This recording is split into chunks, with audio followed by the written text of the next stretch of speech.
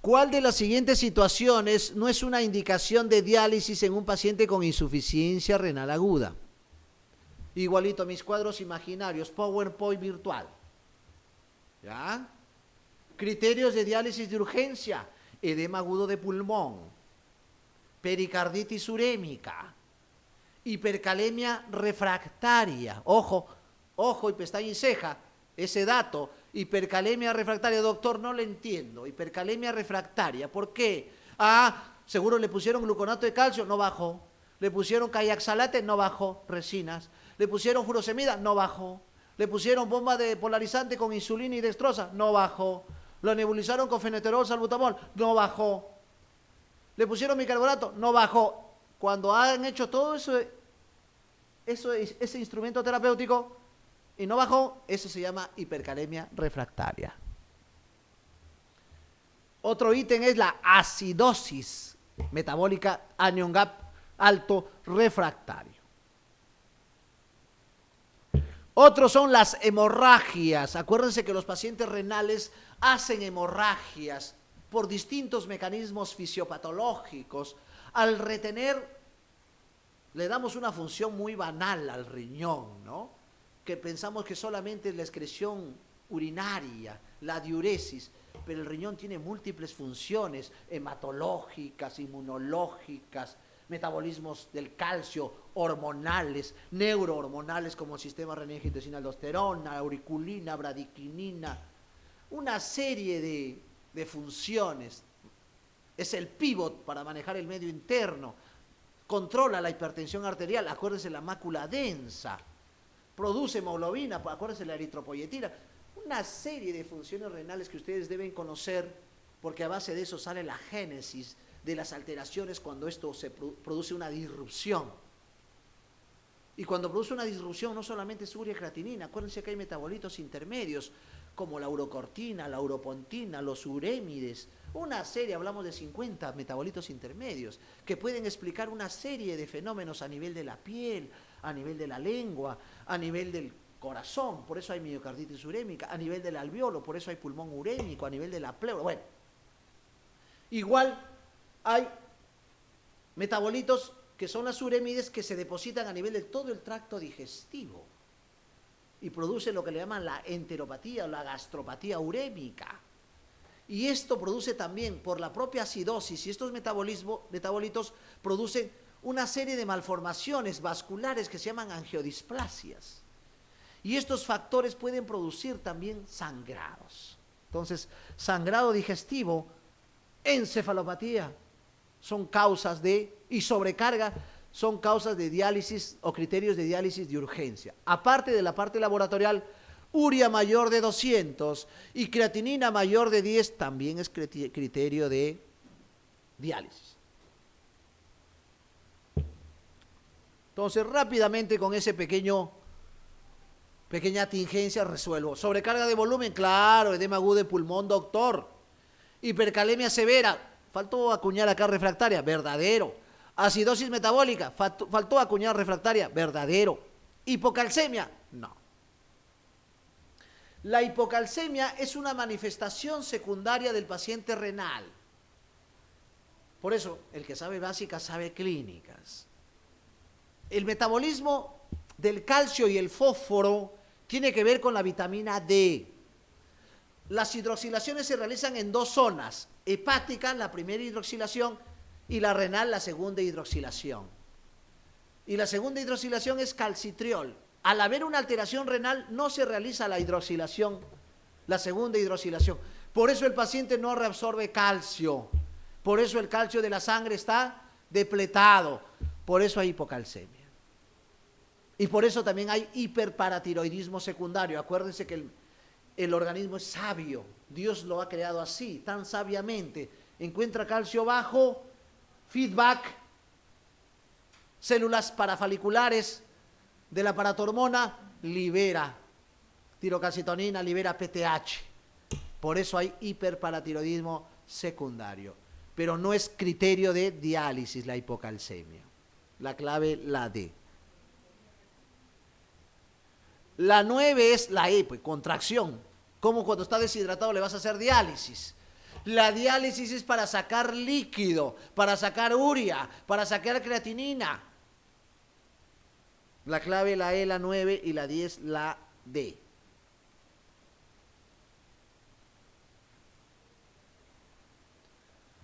¿Cuál es la causa más frecuente de muerte en los pacientes con insuficiencia renal crónica? Tuve la oportunidad de ser asesor de una tesis de un residente de Cayetano Heredia que hizo su tesis sobre insuficiencia, mortalidad, morbimortalidad en pacientes con insuficiencia renal crónica hospitalizados en el OAISA. Pueden creer que es una de las patologías de mayor incidencia, y acuérdense, la causa más fundamental en el mundo es diabetes. Si le preguntan, ¿cuál es la causa más frecuente de insuficiencia renal crónica en el mundo o en el Perú? Diabetes, sigue siendo la diabetes mellitus. Pero el paciente no se muere por uremia, no se muere por hipercalemia, se muere por manifestaciones cardiovasculares. Incluso, detalle, incluso en diálisis se mueren por fenómenos cardiovasculares. ¿Por qué? Porque la diálisis produce también una serie de metabolitos, o sea, no es la panacea la diálisis. Un profesor me decía, es un apagaincendios, acción bomberil. No, no es la panacea.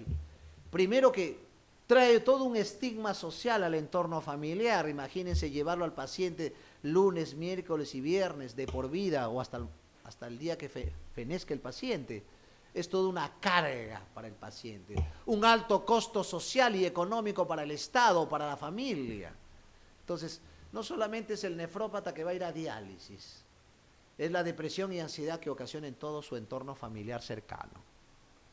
Es por ello que la morbimortalidad es alta en estos pacientes por fenómenos cardiovasculares. Entonces, la diálisis también forma algunos metabolitos por la propia diálisis, por las mismas membranas dializables. Una de ellas es la beta-2 microglobulina. Esta beta-microglobulina hace que el ventrículo izquierdo crezca, produce una amiloidosis secundaria a diálisis. Ha habido bonitos artículos en el American Heart y en el Nephrology con respecto a esto. Un nefrólogo que trabaja en una unidad de hemodiálisis en Inglaterra, comenzó a hacerle ecocardio a todos sus pacientes que entraban a diálisis.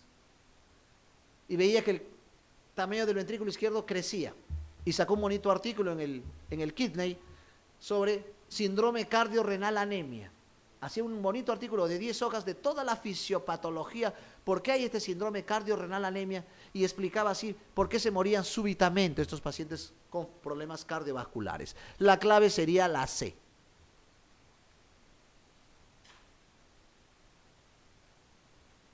Señale cuál de las siguientes afirmaciones es correcta con respecto a la elevación de creatinina en sangre por encima de las cifras normales para cada grupo de edad y sexo.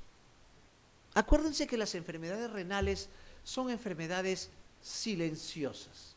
Justo actualmente estoy en el capítulo de nefro con 2 universidades coincidentemente. Y yo le digo, mi primera clase fue, a los alumnos le digo, cuando vamos a enfrentar a un paciente renal, no busquen el problema en la parte renal. Tiene que buscar en la parte extrarrenal.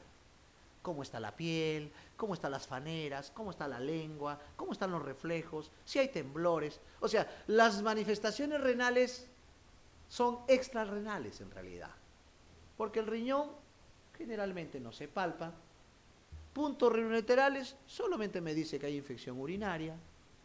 Puño percusión lumbar, abscesos, perinéfricos, litiasis, pielonefritis. Globo vesical solo me dice que hay UPO. Y se acabó la semiología renal.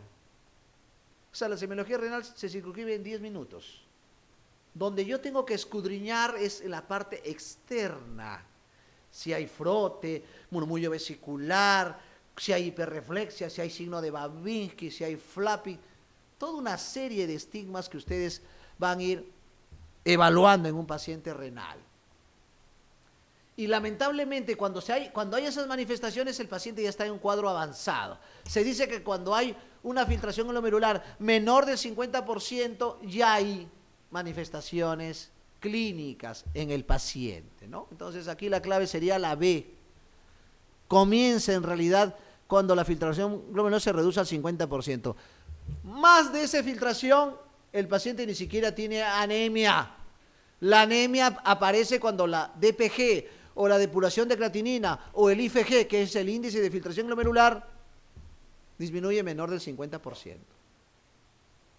Detalle importante. Y no nos olvidemos que también hay disfunciones renales con policitemia. Creo que les dije en la clase de hematología. Y ahí están los mismos que hacen riñón grande. Poliquistosis renal, hipernefroma, son las dos causas más importantes de insuficiencia renal con policitemia o con hemoglobina normal. Entonces la clave sería la B. No nos olvidemos que la depuración de creatinina es igual al IFG, al índice de filtración glomerular. Ese parámetro nos sirve para ver estadios, de estadio 1 a estadio 5, para catalogarlo como normal, leve, moderado, severo, terminal. Con una depuración menor de 15, terminal. En algunos libros dice menor de 10. El Brenner, sobre todo, que es la Biblia de la nefrología, el Brenner. Entonces, esos parámetros deben tenerlos. La depuración de creatinina formulescamente es 140 menos la edad, cierren entre paréntesis, sobre 72 por creatinina. Todo eso lo multiplican por el peso y por una constante. Si es varón, por 1, si es mujer, por 0.85. Pregunta 13. Pregunta 13. La mácula densa, esta es una pregunta netamente fisiológica, anatómica. La clave la C, ¿no? Segmento delgado del asa de Henle. Acuérdense que la mácula densa es el regulador, el vasoreceptor, el presor, ¿no? El que controla. Por eso, algunos especialistas dicen que la hipertensión no lo debe manejar el cardiólogo, lo debe manejar el nefrólogo. El nefrólogo debe manejar a los pacientes hipertensos. El cardiólogo solo cuando hay manifestaciones tardías de la hipertensión, como cardiopatía hipertensiva, isquémica, etc. La clave la C. 14. La repercusión esquelética de la insuficiencia renal crónica avanzada, osteodistrofia renal. ¿Cómo yo sé que el paciente está en osteodistrofia renal? Clínicamente, deformaciones óseas. Aquel paciente que venga con cifoescoliosis, con cifosis, con exostosis, no vayan a pensar otra cosa, exostosis, ¿ya? Fracturas espontáneas, tumoraciones óseas, prognatismo, eso es probablemente, en un paciente etiquetado de insuficiencia renal crónica, eso se llama osteodistrofia renal. La osteodistrofia renal tiene que ver con el metabolismo de la vitamina D, del calcio, del fósforo y también del aluminio. Pregunta de examen.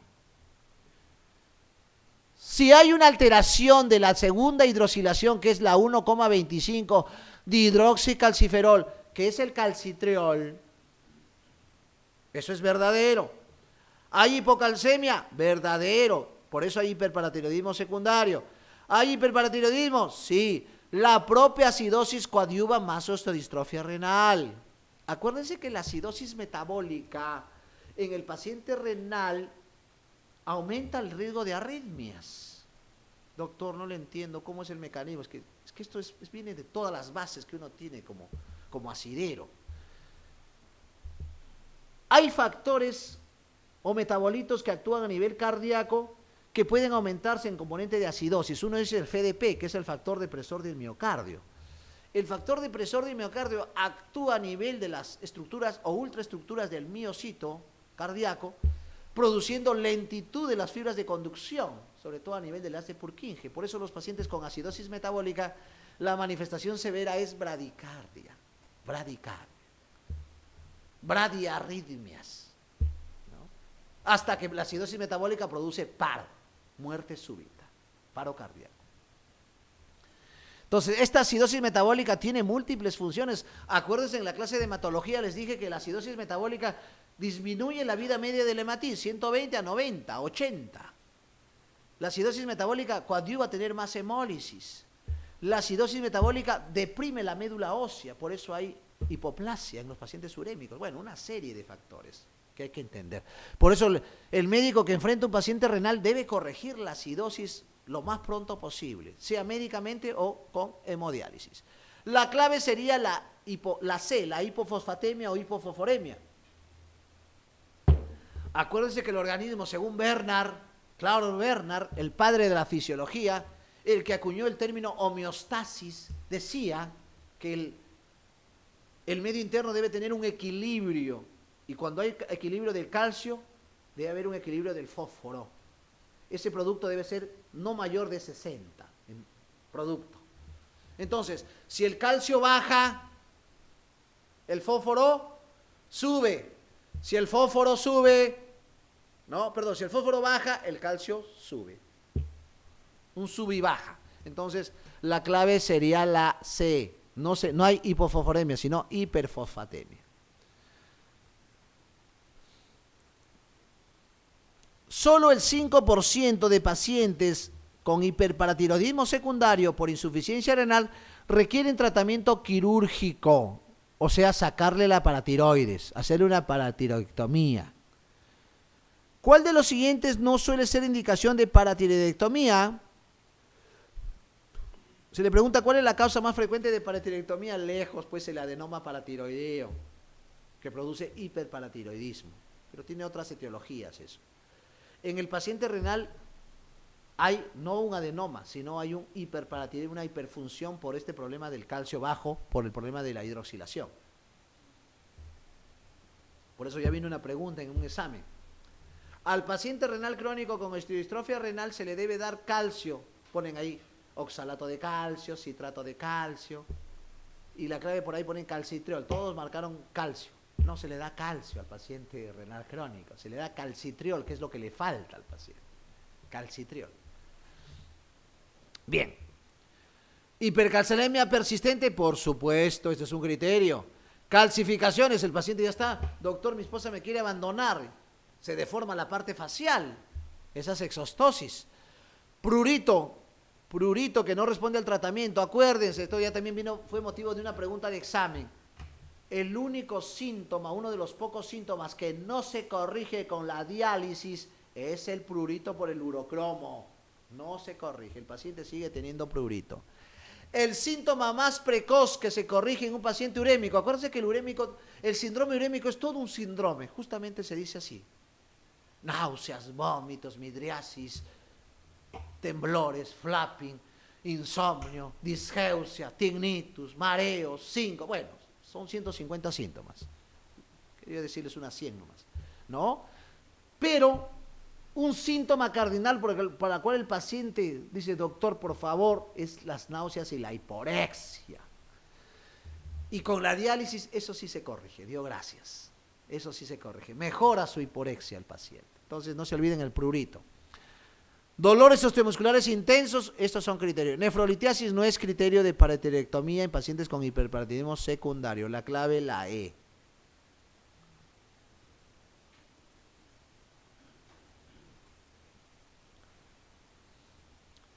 En un paciente con insuficiencia renal crónica, con hiperparatiroidismo secundario, que eso se presenta en el renal crónico, no en el agudo, el tratamiento inicial de su hiperparatiroidismo debe incluir, el paciente se le tiene que dar calcitriol y se le tiene que restringir el fósforo de la dieta, ¿no? En este caso, la clave, la D de dedo.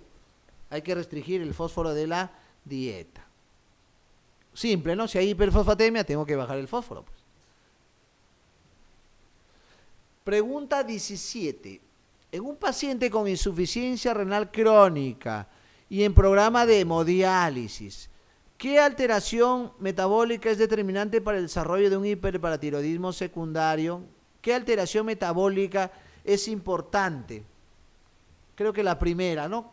Retención de fosfato, por eso hay hiperfosfatemia, y alteración o disminución de la hidroxilación, el calcitriol, no se olviden eso. La clave, la A.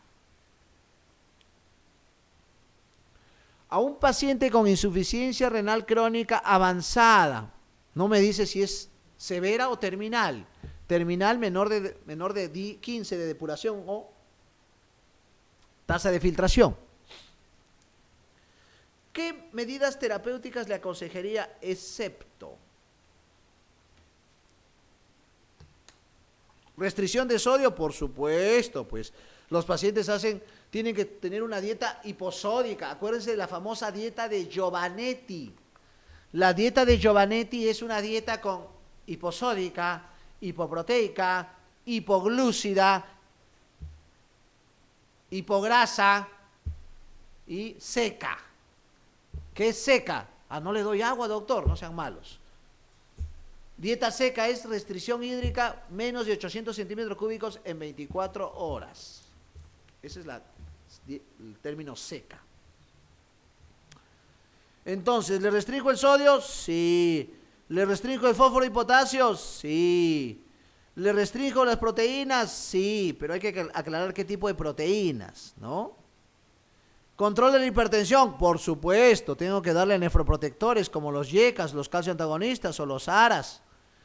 ¿Tratamiento de la hiperuricemia sintomática? No, no es esa sería la clave, 18 la E. Señale cuál de las siguientes manifestaciones clínicas generales del síndrome urémico es la única que mejora habitualmente con tratamiento renal sustitutivo. Creo que les dije, cae de maduro la anorexia. La anorexia. La clave, la D. Me olvidaba. Otro que no se corrige, por eso hay separación matrimonial en los pacientes urémicos, es disminución del líbido. No se corrige con la diálisis. El paciente sigue siendo andropáusico o menopáusica o sigue siendo frígida, ¿no? Hay una disminución total del líbido. Ni el Viagra mejora esto. Hay un problema de testosterona, sobre todo en varones. La clave, la D. 20. Paciente en tratamiento reciente de hemodiálisis que desarrolla en forma aguda. Esto por eso le digo, las hemodiálisis no es la panacea. Como piensan que también es los corticoides es la panacea. No. Tratamientos paliativos, sustitutivos. Pero yo siempre tuve la oportunidad de estar en el Distrito Federal y decía, un mexicano me decía, muerto el perro se acabó la rabia. Igual.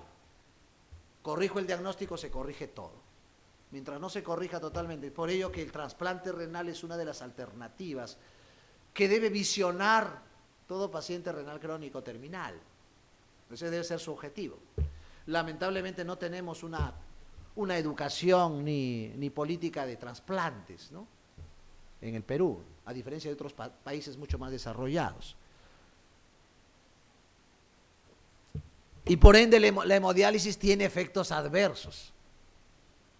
El paciente termina adormilado, con alteraciones de la memoria. Pueden hacer cuadros de psicosis aguda, una demencia aguda, intradiálisis o postdiálisis, síndromes de desequilibrio dialítico que le llaman. Y esto es el contexto, ¿no? Este es un síndrome de desequilibrio dialítico, ¿no? Sobre todo cuando hay convulsiones. La clave, la C. Doctor, ¿y cómo diferencia de una encefalopatía urémica? El FLAPI. Doctor, ¿cómo diferencia una encefalopatía por diálisis? La encefalopatía es más somnolencia que convulsiones. Doctor, ¿qué es la mielonisis central pontina? La mielonisis central pontina, la causa más frecuente es la corrección brusca de la hiponatremia. Esto me hace recordar, yo siempre he dicho, he tenido internos excelentes, muy buenos, regulares, medianamente regulares, malos y Malqui. ¿No? Malqui es un interno que ha quedado en mi retina y mi estigma, muy conocido. ¿Ya? Le voy a contar para amenizar esta historia. Primer interno de una universidad de Bolivia. Felizmente, ¿no? Felizmente. Y fue aceptado por el Hospital Loaiza, y yo ese tiempo todavía era R3, jefe de residentes. Entonces, lo veía muy ávido al muchacho, pero ya había antecedentes de Malqui. ¿no? Un día en la guardia de medicina, pues una guardia parece un mercado, los que conocen el hospital Loaiza. Entonces un paciente me dice, doctor, el médico me da un buen jarabe, es tan fuerte que me quema toda toda esta parte me quema, doctor. Y cuando veo, Jovisol le había dado estaba fuerte el jarabe para la tos. Bueno, ahí se salvó Malky. Y así había algunos pequeños, esporádicos eventos, ¿no? Hasta que un día llega, pues, pero paraba en la emergencia, no estaba de guardia, estaba en la emergencia buscando pacientes. Era 11 de la noche, un día, sábado por la noche, imagínense, 11 de la noche. Doctor, quiero manejar pacientes, quiero manejar cetoacidosis diabética. Y justo estado manejando una cetoacidosis diabética en la sala de UTI. Entonces le digo, Malky, mira, vamos a manejar este paciente, vamos a estabilizarlo, nos falta camas, te lo vamos a pasar a tu piso, pero me prometes que lo vas a manejar a la cabecera del paciente. Por supuesto, doctor. Entonces manejamos, mira, ha llegado con tanto de glucosa, llegó con 1000 de glucosa, y vamos a manejar insulina, te lo vamos a enviar al piso un poco más estable, ¿no? Para que tú monitorices glucosa, electrolitos, cuerpos cetónicos, etcétera. Entonces, lo mando al piso, a las 2 de la mañana me doy mi vuelta y lo encuentro durmiendo con el paciente en la cama. Entonces, doctor, pero no me ha dicho que esté a la cabecera del paciente. Imagínese, ¿no? O sea, así era, mejor hubiera sido cómico el pata, estaba perdiendo plata. 4:30 de la mañana. Suena fuerte la puerta, yo estaba en medio sueño, pues. Me levanta. Y era Malky, me sorprendí. Ya se imagina, casi me baja la presión. ¿Ya? Doctor, le doy 2 noticias, una buena y una mala, así de humorístico era Malky. Pucha, que dije. Dime la buena, doctor, la glucosa y el sodio se han corregido. Y no quería preguntar la mala. ¿Cuál es la mala, Malky? Doctor, el paciente no responde.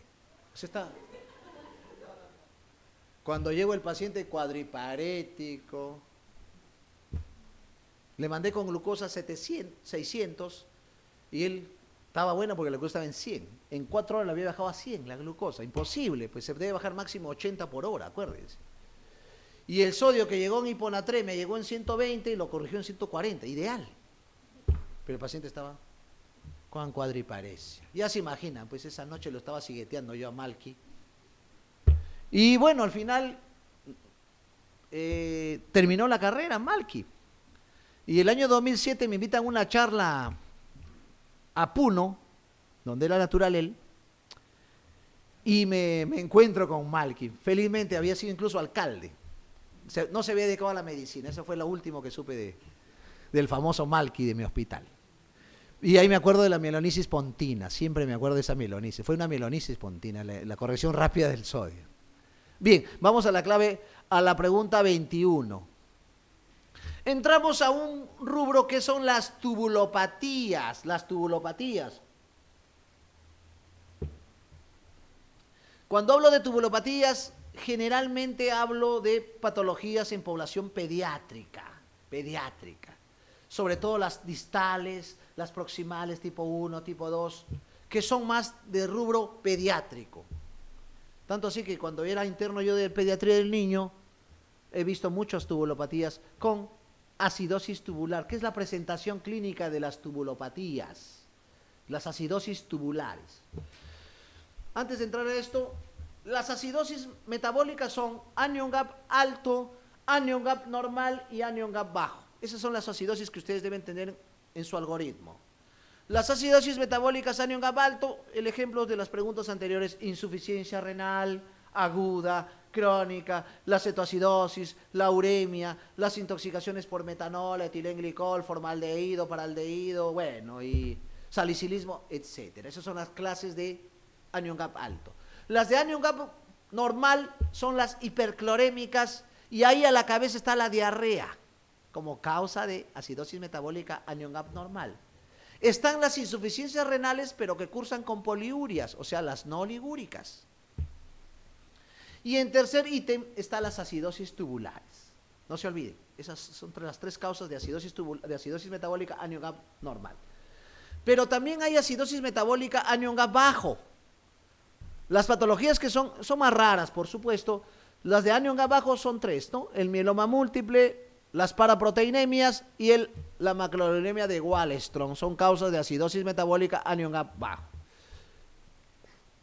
Entonces, las acidosis metabólicas tubulares son las distal tipo 1, la proximal tipo 2, la tipo 3 no es que no exista, es mixta, 1 y 2 es 3. Y la tipo 4, que es la que nosotros vemos en mi hospital. O sea, las acidosis tubulares tipo 4 son las que se ven más en adultos y está más asociado a patologías secundarias. Ejemplo, la diabetes da acidosis tubular tipo 4. El HIV, el SIDA, da acidosis tubular tipo 4. La hepatitis viral B da acidosis tubular tipo 4. Citomegalovirus da acidosis tubular tipo 4. El Sjögren, que es una patología inmunológica colagenopática, da acidosis tubular tipo 4. El lupus da acidosis tubular tipo 4. El mieloma múltiple también da acidosis tubular tipo 4. Los fármacos como la anfotericin, el cisloplatino, también da acidosis tubular tipo 4. El mercurio, acidosis tubular tipo 4. O sea, son como 50 causas de acidosis tubular tipo 4. Me olvidaba una, muy frecuente en nuestro país, campeones mundiales, tuberculosis, también da acidosis tubular tipo 4. Pero si le preguntan, la causa más frecuente de acidosis tubular, o sea, la más representativa, es el Addison.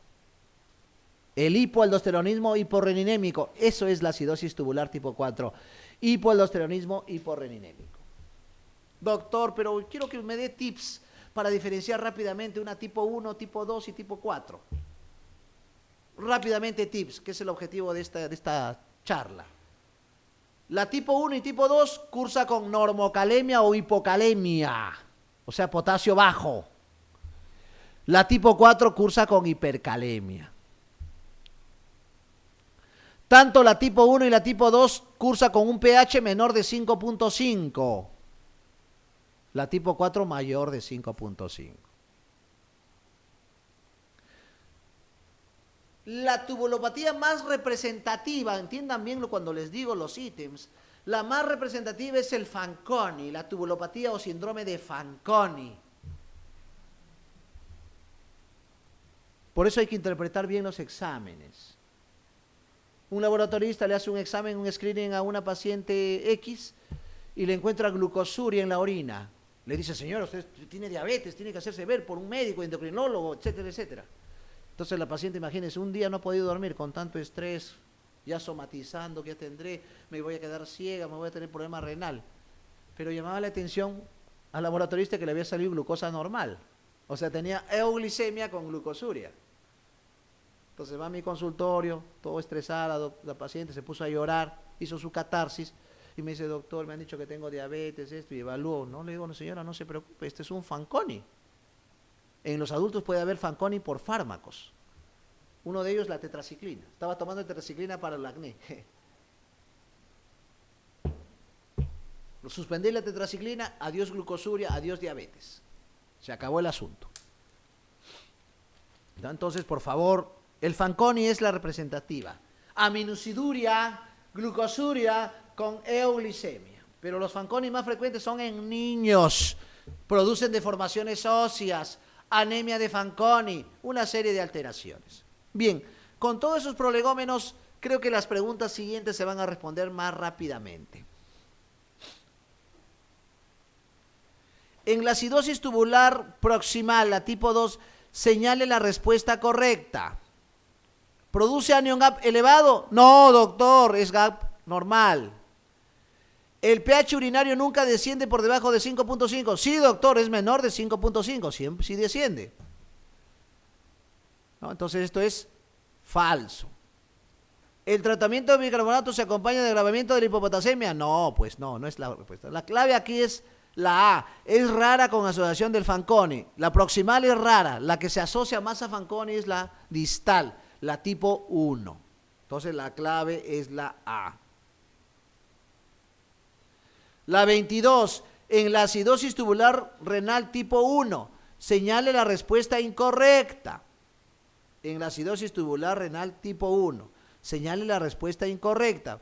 Rápidamente me voy, pues, dice, ¿hay hiperpotasemia? No, doctor, la tipo 4 es la hiperpotasémica. La tipo 1 y 2 son hipopotasémicas. La clave es la D. Lo demás es verdadero.